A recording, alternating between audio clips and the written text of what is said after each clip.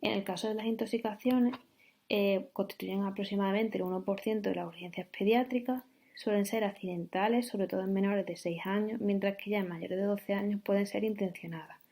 Las intoxicaciones más frecuentes suelen ser medicamentosas y con menor frecuencia productos domésticos, y la vía de intoxicación más frecuente es la digestiva. Es muy importante el soporte vital, pues mantener y monitorizar frecuencia cardíaca, respiratoria, tensión y temperatura, soporte respiratorio mediante una vía aérea permeable, soporte hemodinámico, etc. Otro punto importante es la identificación del tóxico. Si el tóxico es conocido, hay que calcular qué cantidad, cuánto tiempo, qué síntomas tiene y qué ha tomado, o sea, si ha tomado algo más en su casa. Y siempre hay que considerar la máxima dosis que haya podido ingerir el niño. Si hay dudas sobre la sustancia ingerida, se puede llamar al Instituto Nacional de Toxicología.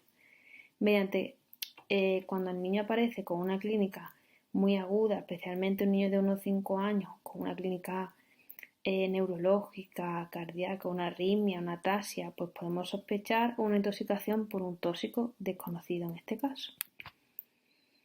Y lo que hemos dicho, lo más frecuente es las intoxicaciones medicamentosas. La intoxicación por paracetamol. Actualmente es la primera causa de intoxicación medicamentosa, sobre todo en menores de 5 años. Es causa frecuente de insuficiencia hepática aguda y la dosis tóxica es a partir de 140 miligramos por kilo. En el diagnóstico es muy importante los antecedentes de la ingesta, qué cantidad ingerido, qué tipo de preparado, el momento y si se ha administrado con otros fármacos. Y bueno, pues también se puede determinar los niveles plasmáticos de paracetamol, aunque no se pueden valorar bien en las 4 primeras horas tras la ingesta. El tratamiento es, aparte del tratamiento soporte, carbón activado en la primera hora de la ingesta y el antídoto que es N-acetilcisteína. En el caso del ibuprofeno, se absorbe rápidamente tras su administración y la vida media es de 2 horas. En los pacientes que están intoxicados, la clínica es de comienzo rápido y duración corta y suele ser gastrointestinal, aunque puede ser también neurológica, cardiovascular, etc. En cuanto al diagnóstico del tratamiento, los asintomáticos no requieren ninguna prueba complementaria, mientras que en los sintomáticos hay que hacer una analítica completa. En este caso, al contrario que el paracetamol, no hay una buena correlación entre los niveles plasmáticos y la toxicidad. Por tanto, determina el tratamiento la clínica del paciente. Si la intoxicación es mayor de 400 miligramos kilo, pone en riesgo la vida del paciente y hay que hacer el lavado gástrico en los primeros 60 minutos. En el caso que no sea así, pues se puede utilizar tanto carbón activado en las primeras 2 horas tras la ingesta o tratamiento sintomático. Y por último, los productos domésticos. Los cáusticos en la intoxicación no medicamentosa más frecuente en niños. La clínica pues, va a depender de las propiedades físicas, de la concentración del producto y de la localización e intensidad de las lesiones, así como del tiempo que ha permanecido el cáustico en contacto con la mucosa. En cuanto al diagnóstico del tratamiento, pues es muy importante identificar el tipo de producto, los componentes, el pH, la concentración, la cantidad ingerida y el tiempo de contacto. En este caso no se debe usar ni carbón activado ni hacer un lavado gástrico, sino tratamiento de soporte. Y bueno, pues tras la ingestión de cáustico siempre está indicado el ingreso, siempre. Y ahora pues va a continuar mi compañera.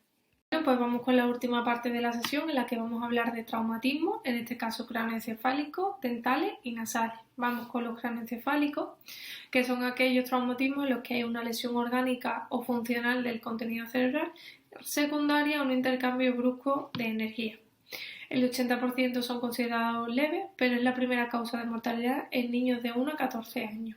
Son más frecuentes en menores de 2 años y en varones.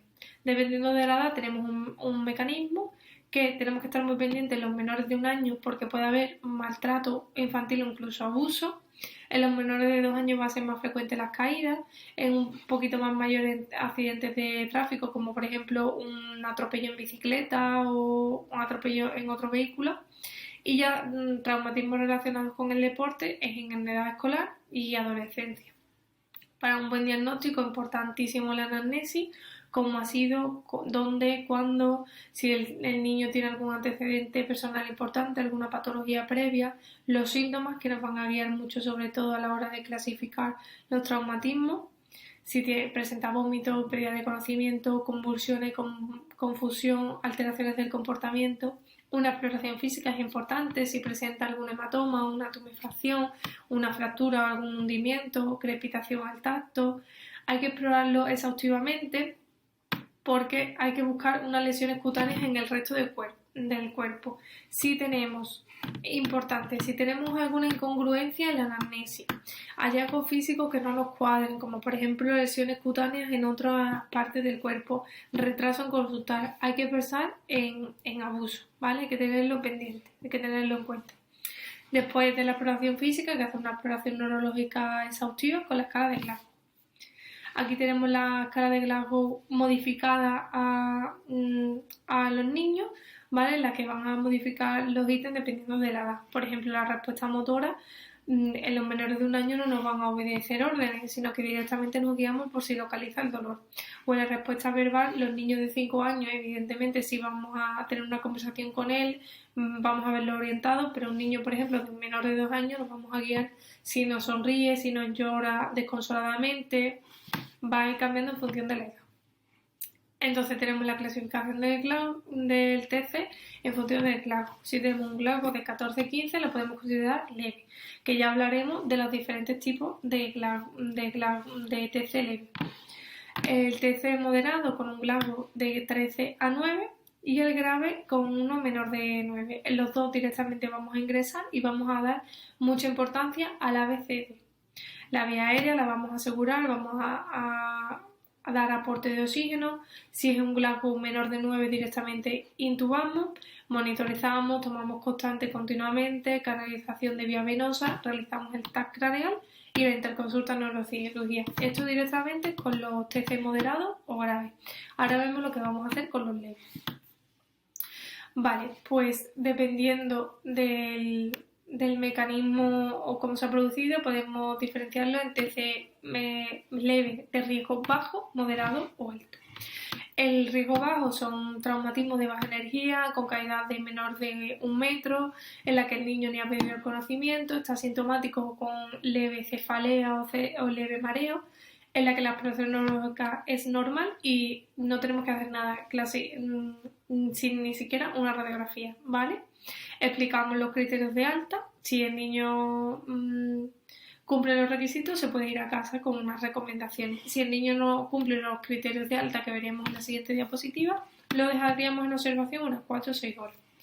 Si el riesgo es moderado, es cuando hay un traumatismo ya de alta energía, cuando se ha caído de más de 1 metro, con una superficie dura o no hay testigos y ya el niño se ha presentado una pérdida de conocimiento de menos de 1 minuto, tiene una cefalea que va aumentando, tiene una crisis convulsiva tras el traumatismo, presenta 3 o 4 vómitos, irritabilidad, hay un hematoma subcaleal, pero la exploración neurológica sigue siendo normal. Entonces lo dejaríamos en observación unas 4 o 6 horas. Si la sintomatología incrementa, ya le haríamos el TAC. Y a los que sí o sí hay que hacerle una radiografía es a los menores de 12 meses o a los que entre 12 y 24 meses que presenten algún factor de riesgo moderado que hemos comentado antes, algunos de los síntomas. Pero sobre todo el hincapié el hematoma subcaleal. Los de riesgo alto son ya lesiones penetrantes, politraumatizados, que sospechemos alguna fractura, como en la base del cráneo, y ya el niño se ha tenido una pérdida de conocimiento de más de 1 minuto, disminución del nivel de conciencia, hay asociadas fracturas craneales, varias crisis, más de 5 vómitos, y ya el niño sí tiene una focalidad neurológica. En estos niños hay que dejarlo directamente en observación de 4 o 6 horas, directamente le hacemos el TAC y vamos consultando con neurocirugía. Pues aquí tenemos los criterios en los que el niño va a ingresar o el niño se va a ir a su casa.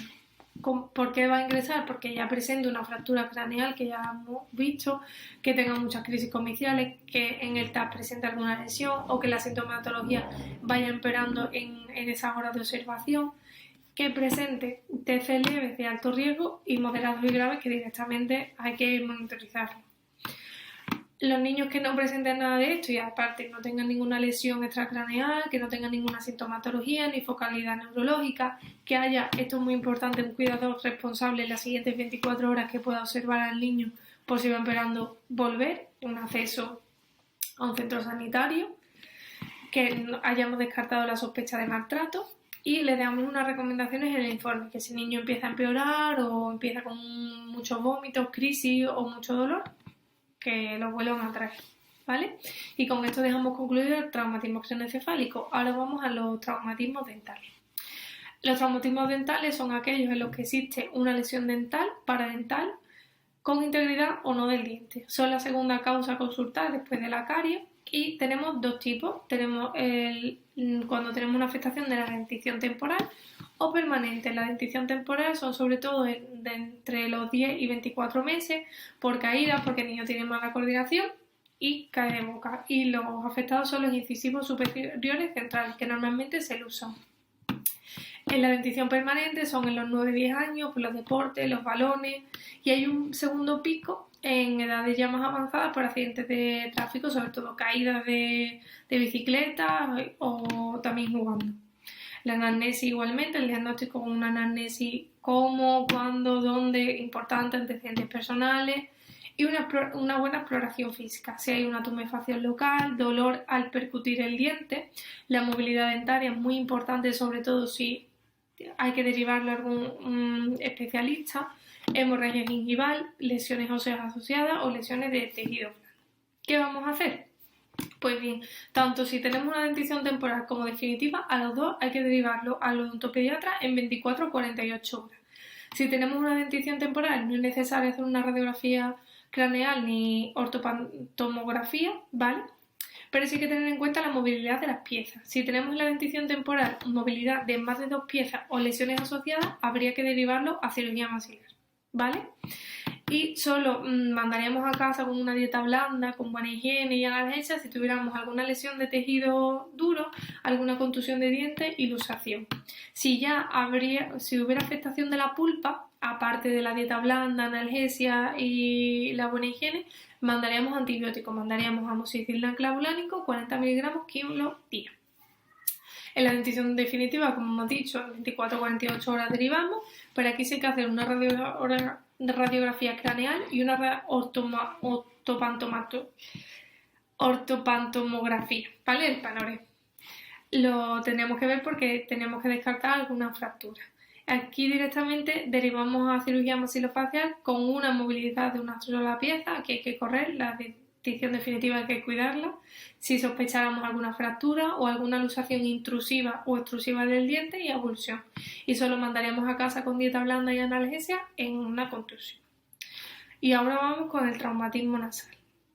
Pues los traumatismos nasales, la incidencia está discutida entre que son el 10 y el 20%, pueden ser por caídas, agresiones, actividades deportivas y la morfología son o laterales o frontales. Dependiendo de la edad, tenemos en menores de 6 años que va a haber fracturas en tallo verde con un poco de desplazamiento y en mayores de 6 años ya tenemos una fractura con luxación de fragmentos. Igualmente el diagnóstico con la anamnesis, cómo, cuándo, dónde, antecedentes. ¿Y qué vamos a ver? Vamos a ver dolor e inflamación de la zona, que puede haber deformidad, epistasia asociada e insuficiencia respiratoria porque haya un taponamiento de alguna fosa. En las pruebas complementarias que nos podemos apoyar, en la radiografía de lateral de huesos propios, que es la que tenemos aquí, en la que se ve aquí una fractura del tabique nasal, o en la proyección de Wader, en la que veríamos los senos. Si ya sospechamos que hay alguna fractura más asociada, deberíamos de pedir un TAC para descartarlo. Y no es recomendable realizar radiografías en menores de 4 años debido a que el tabique es tan pequeño y se superpone con otras estructuras óseas que no sería rentable, ¿vale? Si tuviéramos un traumatismo pero no tenemos fractura, directamente analgesia y medidas generales que comentaremos posteriormente. Ya si hay algún traumatismo y ya tenemos fractura, hay que reducirlo. Primero se haría una reducción cerrada con una presión digital externa y con instrumentos endonasales procederíamos a su reducción y posteriormente haríamos un taponamiento endonasal bilateral. Si ya eso fracasa, tendríamos que hacer una reducción abierta, que es una rinoplastia. Tanto como si hay una reducción como si no, hay que mandarlo a casa con unas medidas generales, que apliquemos frío durante las primeras 12 horas en un intervalo de 5 minutos, evitar sonarse la nariz, un reposo relativo en un cabecero elevado, analgésicos porque evidentemente va a doler, antibióticos si hemos realizado algún taponamiento endonasal y una vez retirado el taponamiento endonasal, como no nos podemos sonar la nariz, hay que hacer lavados con sueros nasales 2 veces al día. Bueno, pues esto ha sido todo. Esperemos que os haya gustado mucho la sesión y gracias por su atención.